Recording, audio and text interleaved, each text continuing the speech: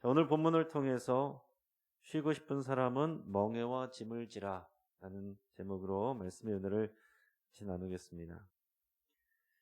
지난 1990년대 중반에 강원도에 사는 한 부부가 산부인과 의사를 대상으로 상대로 해서 손해배상 청구를 한 일이 있었습니다. 그래서 이 세간에 좀 화제가 된 적이 있습니다.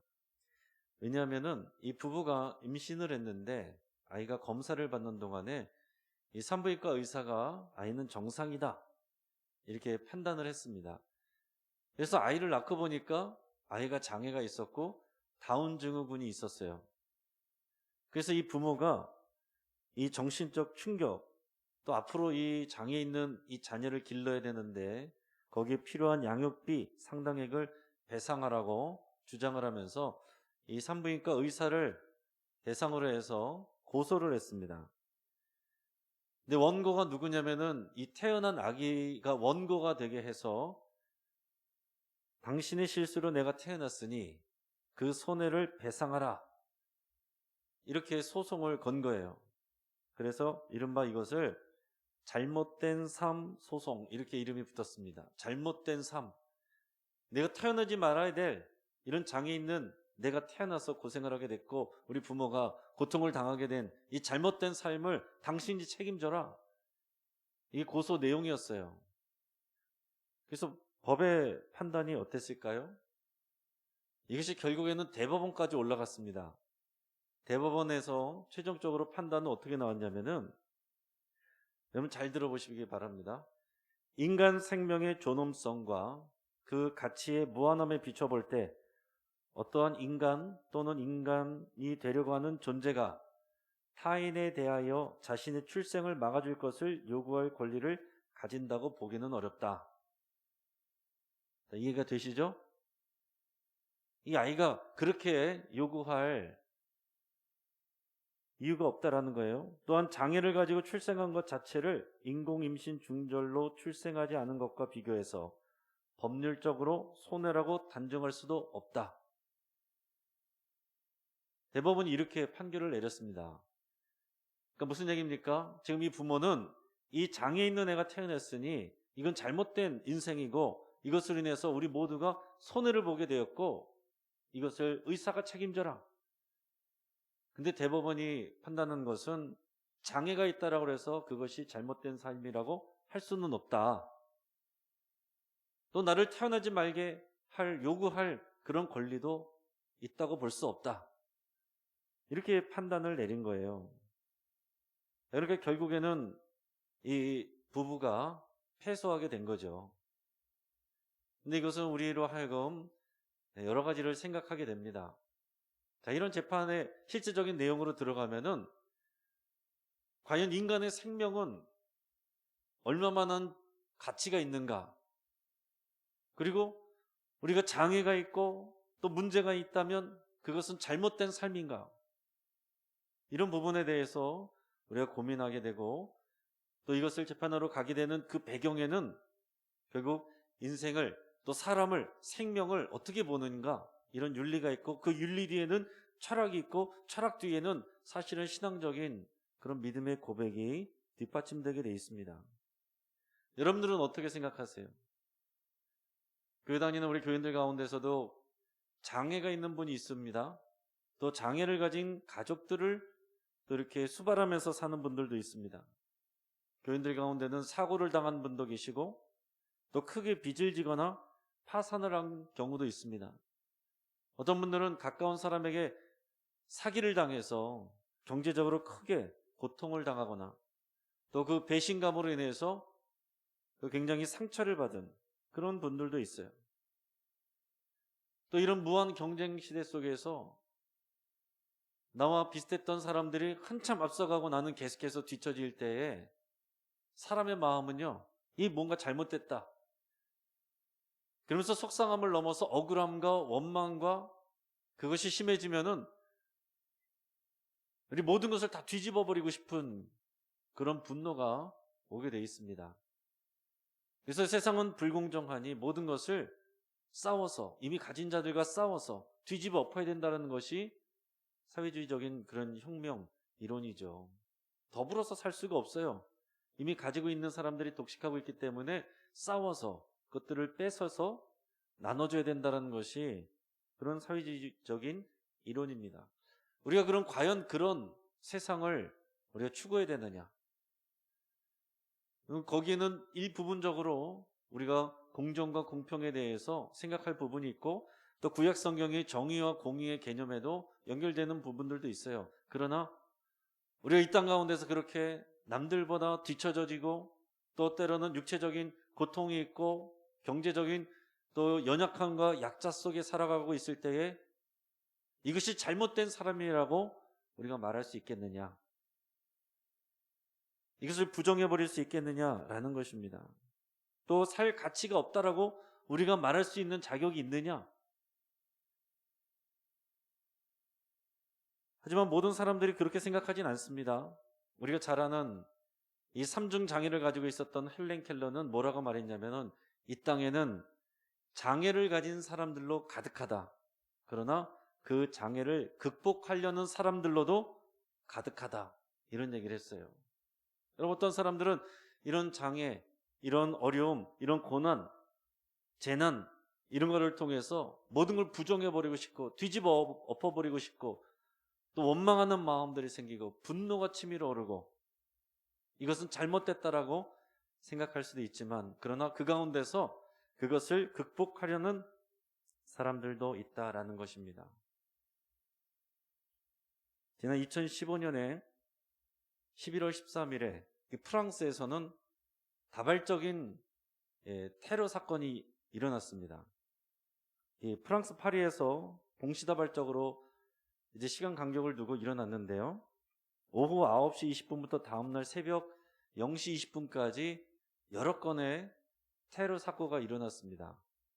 하나는 축구 경기장 밖에서 자살 폭탄 테러가 있었고 또 하나는 식당, 카페에서 총기 테러가 있었고 또 하나는 바타클랑 극장이라는 데서 총기 테러가 있었어요. 그래서 그날 이 몇 시간의 시간 안에 이 테러로 인해서 약 132명이 사망하게 되는 이런 일이 프랑스에서 있었습니다. 그리고 그 당시에 한참 악명을 떨치던 이 IS, 이슬람 국가를 표방하는 IS가 자신들의 소행이다라고 이렇게 밝혔습니다.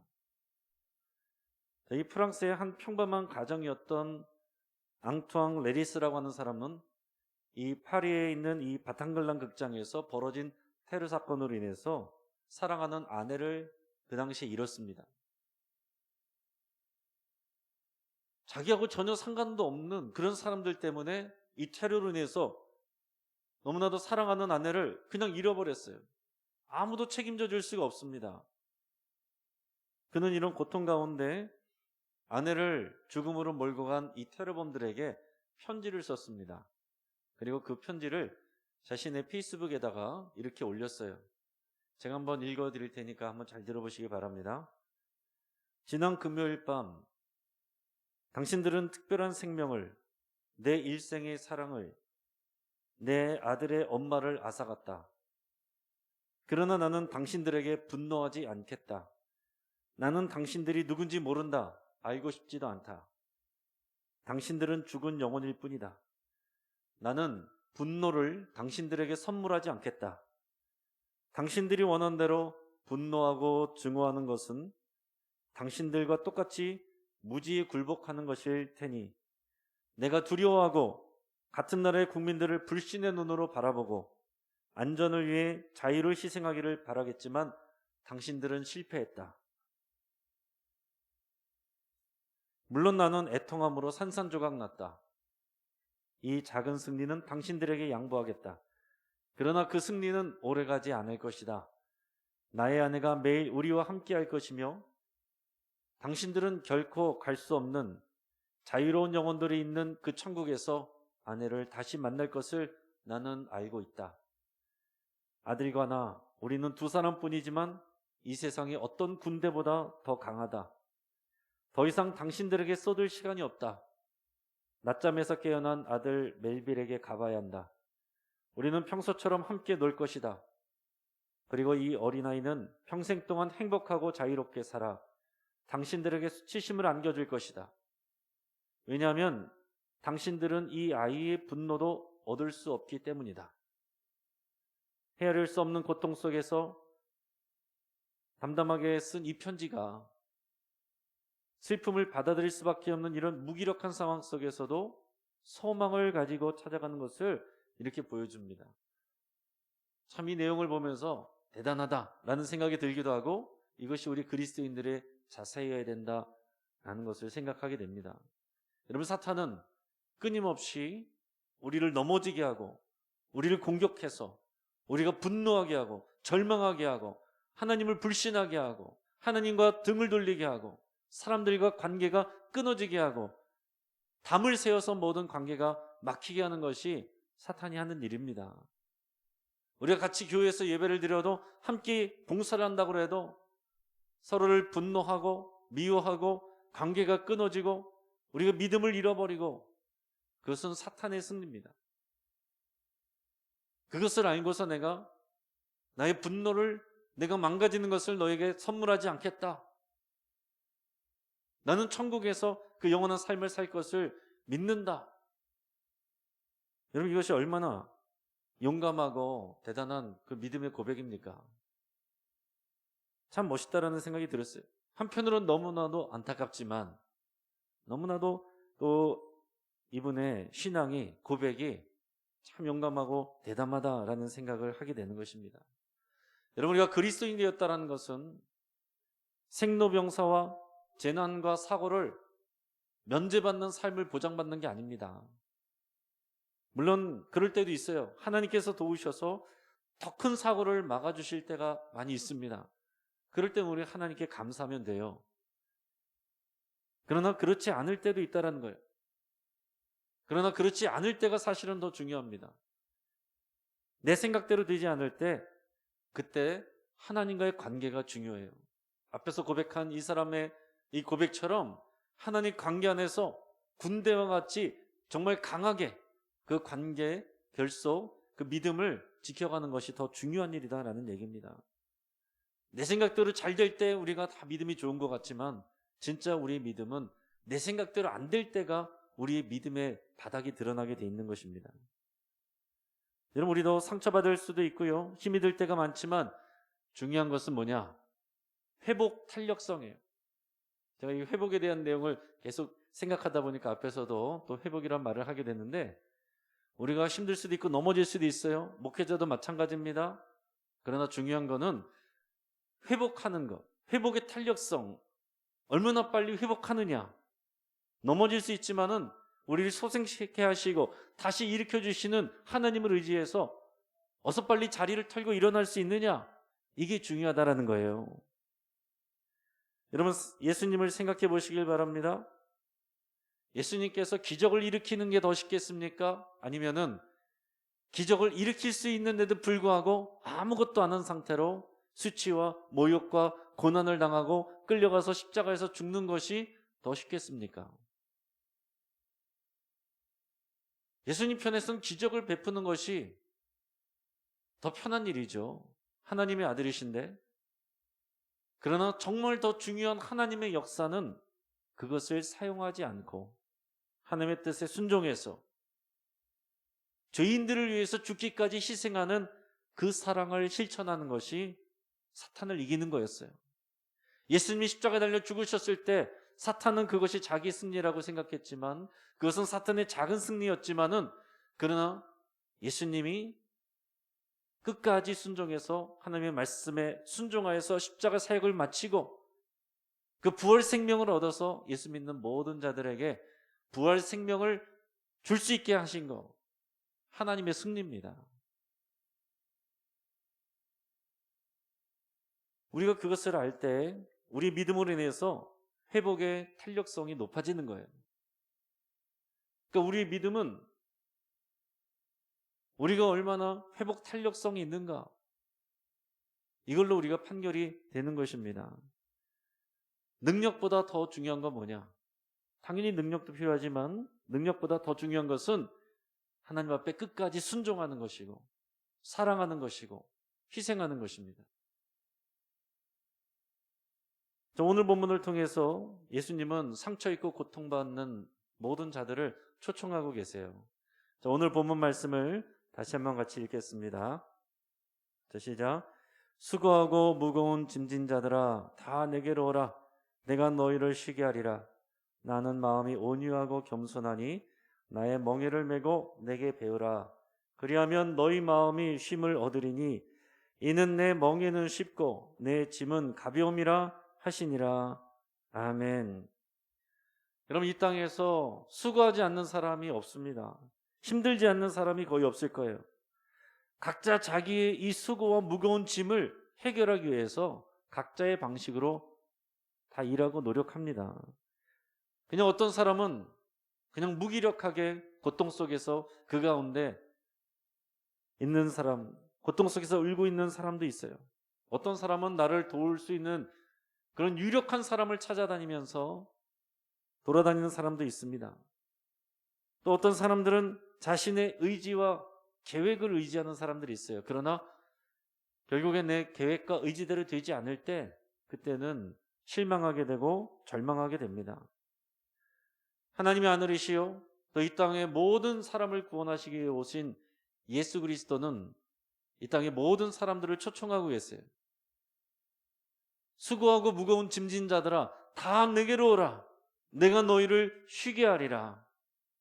오늘 이 말씀이 우리 심령 가운데 못과 같이 박히기를 축복합니다. 결국 모든 문제의 해결은 우리가 예수님께 나갈 때 있는 거예요. 다른 데서 찾아서는 돌고 돌아서 여러분 우리가 시간 낭비하는 것입니다. 예수님 앞에 나와서 승부를 봐야 된다는 거죠. 우리가 철로역정을 보면 거기에 주인공 크리스천 씨가 있는데 그 크리스천 씨의 특징이 뭐냐면은 처음부터 무거운 짐을 이렇게 어깨에 메고 있는 거예요. 그 좁은 문을 찾아서 다니면서도 계속 그 무거운 짐을 메고서 이렇게 다녔어요. 자, 그러다가 중간에 십자가가 있는 언덕, 작은 산으로 올라가게 됩니다. 저 위에 십자가가 있는 것을 보고서 거기로 힘들게 막 올라가요. 그 십자가 밑에는 입구가 열려져 있는 무덤이 보였어요. 근데 그 십자가 앞에 선 순간 지금까지 그렇게 어깨를 짓누르던 그 무거운 짐이 저절로 벗겨져서 떼굴떼굴 굴러가지고 열려져 있는 무덤 속으로 쏙 들어가 버립니다. 그렇게 사라져 버려요. 그럴 때 이 크리스천 씨가 감격하면서 이렇게 고백합니다. 주께서 내 괴로움을 당함으로 내게 평안을 주셨고 주께서 목숨을 버리사 내가 영생을 얻게 하셨나이다. 지금까지 난 무거운 죄의 짐을 지고 다녔다네. 이것에 오기 전까지는 내 슬픔과 고통의 짐을 벗지 못하였는데 얼마나 좋은 장소인가. 여기서부터 내게 참된 행복이 시작되려나. 여기서부터 내 등에 무거운 짐을 벗어 던지려나. 여기서부터 나를 묶어놓았던 고통의 사슬이 끊어지려나. 날 위해 수치를 받으신 그분을 찬양하라. 그러면서 이 사람이 예수님을 찬양하는 내용이 나옵니다. 그러나 거기가 끝이 아니에요. 계속해서 좁은 문으로 가는 과정 가운데서 공격도 받고 시험에 들기도 하고 넘어지기도 하고 회유를 받기도 하고 유혹을 받기도 하고, 그러나 마지막에 끝까지 좁은 문에 거기에 다다르게 되는데, 승리하게 되는데, 마지막 그 끝에 자기 자신과 함께 동행해 준 친구가 한 사람이 있습니다. 그 사람의 이름이 뭔지 아세요? 전력정 읽어보신 분들은 아시겠지만은 그 친구의 이름은 소망이에요. 소망. 그러니까 여러분, 우리가 죄짐을 내려놓고서도 좁은 문을 통과하기까지 우리는 끝까지 소망을 놓지 않고 갈 때만 끝까지 갈 수 있다라는 거예요. 그 사단이 우리를 공격하는 건 뭐냐? 유혹을 하든지 아니면 우리를 힘들게 하든지 어떤 모양으로든지 하나님으로부터 돌아서게 하고 소망을 버리게 하는 거예요. 우리가 너무 잘 돼서 하나님께 소망을 두지 않고 바깥으로 눈을 놔도 그것도 사탄이 승리하는 것이고, 우리 힘든 일로 괴롭혀서 우리 소망이 끊어지는 것도 사탄이 승리하는 것입니다. 우리 어떤 상황에서도 우리의 죄의 짐을 벗게 하신 예수 그리스도에게 소망을 둘 때만 우리가 이기고 승리한다라는 것입니다. 여러분, 저와 여러분은 예수 그리스도의 십자가 앞에서 죄의 짐이 다 벗겨진 사람들입니다. 할렐루야. 우리는 이것을 은혜로 다 경험을 했어요. 근데 그 죄의 짐을 깊이 느끼고 이것에 때문에 고생하고 고통하고 벗기를 너무나도 간절히 원했던 사람일수록 그 은혜가 큽니다. 그래서 저번에 얘기했던 이 지존파처럼 너무나도 고통 속에 있었고 그것 때문에 세상을 너무나도 미워했고, 그래서 누가 봐도 자기 자신이 너무나도 죽을 죄인이란 것을 아는 사람일수록 날 위해서 예수님이 십자가를 지시고 죽으셨다라는 그 복음을 받아들일 때 그 은혜가 너무나도 큰 것입니다. 자, 근데 반대로 안 좋은 예의 모태신앙, 모태신앙이 다 좋은 건 다 안 좋은 건 아니지만 안 좋은 예의 모태신앙 같은 경우에는요, 교회 오래 다녔고 늘 항상 교회에 있는 것이 자연스러운 일이었지만은 내 신앙이 아니라 그냥 부모님 신앙으로 습관으로 다닌 경우에는 예수님의 십자가를 봐도 감격이 없어요. 떨림이 없습니다. 눈물이 없습니다. 그럴 수도 있어요. 여러분, 그래서 우리의 받은 은혜가 이미 큰데 우리가 삶의 부족한 부분들을 어느 것을 우리가 더 집중하느냐. 받은 은혜가 이미 큰데 우리 삶의 부족한 부분들은 항상 있습니다. 삶의 부족한 부분들을 바라보면 그 십자가의 은혜를 잊어버리게 되는 것이고, 그 십자가의 은혜를 크게 다시 바라보면 삶의 부족한 부분들이 작아지게 느껴지게 되는 것입니다. 지금 우리가 주님 앞에 나왔는데, 예수님의 초청 앞에서 지금 주님 앞에 나와 있는 우리가 내 삶의 부족한 부분이 커 보이는지, 예수님의 십자가가 커 보이는지 여러분 곰곰이 생각해 보시길 바랍니다. 우리 이렇게 기도에 나올 때, 은혜의 자리에 나올 때 그게 다시 원위치로 가는 것을 하는 거예요. 다시 회복되는 그것을 누리는 것입니다. 우리 이미에게 주신 더 놀라운 그 십자가의 생명과 은혜, 그 감격, 우리를 끝까지 좁은 문 좁은 길로 인도하시는, 승리를 주게 하시는 그 하나님의 약속, 그 가운데 소망을 갖고 우리가 충만해지는 것, 그게 오늘 우리 기도에 왔을 때의 진짜 목적입니다. 물론 우리 삶이 변화되고 문제가 변화되는 것 당연히 하나님께서 이루어주시겠지만 하나님의 때가 있는 것이고요. 지금 당장에 필요한 것은 우리가 하나님의 말씀대로 이 소망을 회복하는 거예요. 그래서 이 십자가를 통해서 주신 하나님의 은혜가 지금 내가 가지고 있는 삶의 부족한 부분보다 더 커져 보이는 것, 그것이 은혜를 받는 것입니다. 또 어떤 분들은 보면 죄의 짐을 벗어놓고 다시 그 짐을 메고 사는 사람들도 있어요. 분명히 내가 예수님을 믿고 구원받았음을 알고 죄의 짐을 벗었다라는 것을 고백해놓고서는 슬그머니 여전히 자기가 그 짐을 가지고 사는 사람들이 있어요. 그래서 내가 구원을 받았는지 여전히 불신하고 의심하고 죄책감 가운데 사는 분들도 있습니다. 더 나아가서는 죄책감에서 나오는 자기 혐오, 자기 스스로를 미워하는 그런 분들도 있고, 더 나아가서는 그러다가 보니까 자기 자신이 앞에서 얘기한 것처럼 잘못된 삶, 내 인생이 잘못됐다라고 생각하여서 거기에서 우울해지고 또 무기력해지는 그런 시험에 드는 분들도 있습니다. 또 어떤 분들은요, 죄의 짐을 벗었으니까 이제부터는 내 마음대로 돌아다니는 그런 분들이 있어요. 죄의 짐을 벗어놓고서는 이제는 내가 주인이 돼서 편하게 내가 가고자 하는 노릇, 그 길을 내가 주인이 돼서 그렇게 마음대로 다니는 그런 경우들도 있다라는 얘기입니다. 나는 이미 구원받았어요. 나는 그리스도인이에요. 그러나 그 다음의 것에 대해서는 관심이 없어요. 나는 이미 구원받았으니까 나는 죽어도 천국에 갈 테이고, 이 남은 것은 내가 원하는 삶을 남들과 경쟁 가운데서 이기기 위해서 열심히 뛰어가는 거, 그게 나의 일이라고 생각하는 경우들이 있다라는 얘기입니다. 그래서 하나님이 나의 주인 되시지 않아서 내가 하나님께 주권을 드리지 않고 주도권을 맡기지 않아요. 내가 다 결정하고 내가 다 계획 세워놓고 하나님은 빨리 이것을 이뤄달라고만 그렇게 기도하는 분들이 많이 있다라는 얘기입니다. 우리가 신앙이 어릴 때는 그렇게 해도 하나님께서 들어주세요. 그러나 우리의 신앙이 영적인 청소년기 이상 되면은 조금만 성장해 가면 하나님께서 오히려 그것을 막으실 때가 있습니다. 계속 엇나가는 게 안 되니까요. 그러면 안 되잖아요. 예수님 앞에 나와서 예수님에게 배우고 예수님이 주시는 그 쉼을 누리고 세상에서의 그 쉼이 아니라 주님이 주시는 그 쉼과 샬롬을 누려야 되기 때문에 그렇습니다. 결국 우리는 예수님 앞에 나가야 되는 거예요. 이 십자가 앞에서 우리의 죄 문제가 해결될 뿐만이 아니라 이 죄로 인해서 파생되는 여러 가지 고통의 문제들을 우리가 어떻게 감당해야 되는지도 주님께 배워야 되는 것입니다. 우리 동영상이 하나 있는데 우리 힐링에 관한 우리 영상이에요. 우리 영상을 잠깐 보시고 우리가 말씀을 이어가도록 하겠습니다.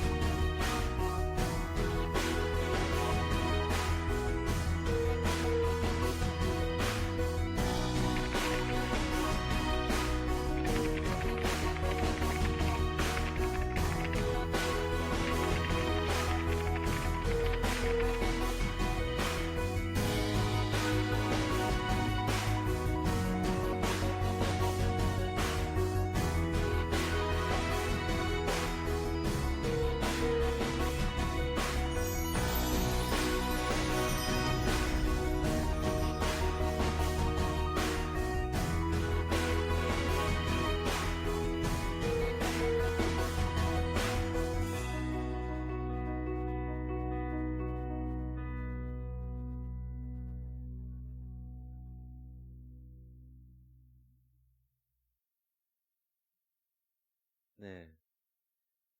여러분, 힐링. 요즘 많은 사람들이 좋아하는 단어 중에 하나가 힐링입니다. 왜 그렇겠습니까? 다 힘드니까요. 요즘 어떤 사람이든지 만나서 물어보세요. 힘들지 않다고 하는 사람이 없어요. 애들은 애들대로 다 힘들다고 얘기합니다. 어른은 어른대로 힘들다고 말하고 노인들은 노인대로 다 힘든다고 말해요. 그래서 어떤 분들은 여기서 나온 것처럼 그 힐링을 위해서 여행을 가기도 하고 맛있는 것을 먹으러 가기도 하고 캠핑을 다니기도 합니다. 물론 우리에게 필요한 것들이에요. 그러나 그것으로 진정한 힐링을 누릴 수는 없습니다. 그건 잠시 우리의 필요한 것들을 위로하고 격려하는 것이지만 그러나 결국 예수님께서는 다 내게로 오라 내가 너희를 쉬게 하리라. 여기서 말하는 이 쉼이 하나님의 안식이고 모든 것을 치유할 뿐만이 아니라 온전케 해서 하나님의 사역 가운데로 나가게 하는 그 사명까지로 이어지는 온전한 이게 안식이고 이게 온전한 샬롬이에요. 우리가 지금 여러 가지 기도 제목 가지고 있는 것 그것도 하나의 힐링이 되는 거죠. 그것이 이루어지면 작은 힐링이 되지만 이루어지고 나서 그 다음에 문제가 사라집니까? 그 다음에 문제가 또 있는 거죠. 완전히 직장에 들어가기 원해서 그것을 위해서 같이 기도하고 직장에 들어가면요, 직장에서 받는 스트레스로 매일 그만두고 싶어 한다는 그런 얘기들을 또 들어요. 그래서 직장도 옮기고, 직장 옮기고 나면은 거기는 또 더 힘들어요. 그런 일들이 우리 삶에서 계속 반복이 됩니다. 그렇기 때문에 오늘 주님께서는 내가 너희를 쉬게 하리라 그렇게 말씀하셨는데, 그냥 가만히 있어라, 그냥 쉬어라, 이게 아니라 뭐라고 말씀하십니까? 나의 멍에와 나의 짐을 메고 배워라, 이렇게 말씀을 하고 계세요. 여러분, 이것이 중요한 부분이에요. 우리가 생각하는 힐링, 우리가 생각하는 쉼, 그것은 한계가 있습니다. 주님께 나갈 때, 주님께 배울 때, 주님의 멍에를 함께 맬 때, 그때 진짜 힐링이 있고 거기에 진짜 샬롬이 있다라는 것입니다. 멍에란 것은 여러 번 말씀드렸지만은 우리 다 아시는 것처럼 짐승이 두 마리를 같이 이렇게 목에다 목을 이렇게 걸쳐서 연결을 해놓고 이제 논밭을 가는, 그럴 때 이제 연결시키는 그것을 멍에라고 그러죠. 그것을 멍에라고 그럽니다. 제가 주일날 1, 2부 때는 제가 이제 예복을 입는데 그 여기다가 걸치는 거 있죠? 그 걸치는 것을 스토리라고 그럽니다. 그거는 멋있으려고 하는 게 아니라 내가 주님의 멍에를 맸다는 걸 상징하는 거예요.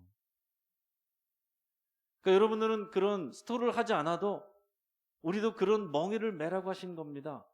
멍에를 메고 있다는 것을 우리가 날마다 고백하는 거예요. 그래서 이 멍에는 중요한 건 뭐냐면 항상 이 짝으로 한다는 것입니다. 이 멍에를 맨다는 것은 유대인들의 전통적인 표현으로는 스승과 제자 사이를 표현할 때 같이 멍에를 맨다, 이런 표현을 써요. 그래서 이 숙련된 소나 나귀, 그리고 어린 소나 나귀, 이렇게 두 마리를 짝으로 해서 같이 멍에를 씌워 놓으면 숙련된 소나 나귀가 하는 대로 어린 나귀는, 또 어린 소는 따라다니면서 배우게 되는 것입니다. 여러분, 주님이 우리에게 말씀하시는 진짜 쉼을 우리가 누리려면 어떻게 돼야 된다고요? 주님의 멍에를 메고 주님께 배워야 되는 거예요. 주님께 묶여 있어야 되는 거예요. 근데 많은 경우에는 내 죄짐을 벗은 것까지는 믿었고 그 다음에는 주님과의 멍에를 매지 않으려고 하고 내 마음대로 돌아다니고 내가 하고 싶은 대로 다 하고 다니고 내가 생각하는 힐링 다 찾아다니고 내가 생각하는 그런 행복을 찾아서 돌아다니면서, 그러나 진정한 안식을, 진정한 쉼을 주시는 그분 앞에는 잘 나오지 않는 경우들이 많이 있습니다. 예수님께 멍에를 매라. 그럼 어떻게 되겠어요? 우리가 예수님께 묶여 있으면은 예수님이 움직이면 나도 움직여야 되는 것이고, 예수님이 가만히 있으면 나도 가만히 있어야 되는 거예요. 출애굽기의 광야에서도 그거 훈련시킨 겁니다. 불기둥과 구름기둥이 출발하면 가야 되는 것이고 멈추면 가고 싶어도 멈춰야 되는 거, 이 훈련을 광야에서 하는 거예요.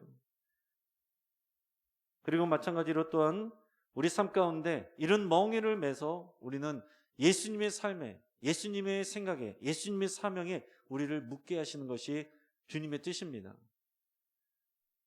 또 멍에를 맨다 라는 표현과 관련해서는 그 당시에 유대인들이 매었던 멍에는 어떤 것이냐면 율법의 멍에였어요. 율법의 멍에. 율법의 멍에는 어떤 것입니까? 이 율법을 다 지켜야 용서를 받고 의롭게 되고 영생을 얻는다. 여러분 생각해 보세요. 그 수많은 율법, 그 수많은 율법을 우리가 그냥 여러 가지로 쉰 것만 해도 613가지나 되는 율법을 달달달달 외워야 되고, 그것을 또 해설한 책이 또 백과사전 이상으로 더 큰데, 그것을 우리가 다 지켜서 하나님과의 관계 가운데 가까워지게 되고, 그리고 우리가 용서를 받게 되고 의롭다함을 받는다면 이게 얼마나 무거운 멍이에요. 그러나 내 멍에는 쉽고 내 짐은 가볍다 그랬어요. 이 주님의 멍에와 짐은 어떤 것이냐면은 생명의 성령의 법입니다. 이젠 예수님을 믿고 성령님께서 우리 안에 계셔서 우리 안에 생명량에 가게 하시는 생명의 성령의 법이에요. 그러니까 우리는 이제 십계명 여러분 다 잘 못 외우신 분들도 계시죠. 율법도 잘 모르죠. 그러나 이 생명의 성령의 법을 따르는 것은 어떤 것이냐면 사랑하는 것입니다. 사랑하는 거예요. 사랑하면, 하나님을 사랑하면 십계명의 4가지 계명 다 지키게 돼 있어요. 이웃들도 사랑하면 거기 있는 내용들 다 지키게 돼 있습니다. 그러니까 이 사랑하는 것은 다른 율법을 지키는 것보다 훨씬 쉬운 것인데, 내가 주님께 배우고 있지 않으면, 주님께 연결되어 있지 아니하면 사랑하는 게 더 어려울 수 있는 거죠. 더 어렵게 느껴지지만 주님이 말씀하실 때 이것은 내 멍에는 쉽고 내 짐은 가볍다. 이것을 메고 내게 배우라 말하고 있습니다. 여러분, 엘리야를 생각해 보세요. 엘리야는 본인이 탈진해가지고서 로뎀나무 아래에서 죽기를 간구했습니다. 사역자도 그럴 때가 있어요. 목회자도 그럴 때도 있습니다. 여러분들도 그럴 때가 있어요. 여러분들도 봉사 교회에서 열심히 하시고 모든 것을 다 충성하는데 근데 피곤할 때가 있고 지칠 때가 있습니다. 그럴 때 옆에서 믿음이 없다고 더 기도하라고, 이거는 무거운 멍에, 율법의 멍에를 매라고 하는 거죠. 그럴 때는 쉬게 하는 것이 맞는 거예요. 그래서 하나님께서 엘리에게 바로 뭐라고 책망하지 않으셨습니다. 까마귀를 보내서, 천사를 보내서 먹을 거를 주고 물을 마시게 하고 이렇게 어루만져 주고 힐링해 줬어요. 하지만 거기서 끝난 게 아니고 그 다음에는 너처럼 바알 숭배자들과 싸우는 자들이 너 말고도 7,000명이 있다. 무릎 꿇지 않은 사람 7,000명이 있다. 그 힘을 주고 다시 사명의 길로 가게 하신 겁니다. 그러니까 여러분, 지금 힘들고 어렸을 때 탈진했을 때 그것을 회복하게 하는 것도 힐링이지만, 그게 회복이지만, 주님이 말씀하시는 진짜 쉼은 그것을 통해서 내가 사명을 깨닫고 주님과의 사랑 안에서 더 용기를 얻어서 소망을 가지고 그 길을 더 힘있게 가는 것, 이것이 주님께 배울 때 얻게 되는 진짜 쉼이고 진짜 샬롬이다 라는 얘기입니다. 그래서 여러분, 이 멍에는 우리를 지켜주고 보호하는 거예요. 마치 어떤 것 같았냐면, 우리 젊은 친구들이 놀이동산 가잖아요. 그러면 거기 무슨 뭐 대회전차 이런 기차 같은 거 보면은 뭐 엄청나게 빙글빙글 돌고 막 거꾸로 돌고 난리가 아닙니다. 그런데 그거를 돈 내고 가서 탈 수 있는 이유가 뭐냐면은 그 안전바가 있거든요. 그 안전바를 그 이렇게 양쪽 어깨를 쫙 이렇게 내려와서 고정을 시키죠. 저는 예전에 그거를 할 때마다 이런 주님의 멍에가 생각이 났어요. 이걸 꽉 하고 있으면 내가 꼼짝 못 하거든요. 근데 그게 있기 때문에 그 놀이동산에 그 기차가 하늘로 올라갔다 내려갔다가 빙글빙글 돌고 내가 거꾸로 매달렸는데도 사람들이 하하호호 하면서 그것을 즐길 수가 있게 되는 것입니다. 우리가 주님의 멍에를 매게 되면 지금에 있는 상황들을 뛰어넘게 되는 거예요. 그 자리로 주님이 초청하고 계신 겁니다. 제 마지막 예화 하나 말씀드리고 이제 찬양하고 기도할 텐데요. 고대 인도 설화에 나오는 그런 우화가 하나 있습니다. 어떤 도사가 이제 수행하는 사람이 나무 그늘 밑에 있었는데 생쥐 살려 그런 소리가 나서 보니까 까마귀 한 마리가 생쥐를 잡아채려고 막 하는 거예요. 그래가지고 이 도사가 가서 그 까마귀를 쫓아줬습니다. 아니 어디 이렇게 조그맣고 힘없는 생쥐를 괴롭히느냐? 그러고 나서 이 생쥐를 가엾게 여겨가지고 살려줬어요. 그랬더니 그 생쥐가 고맙다고 연신 고개를 숙이면서 인사를 하더래요.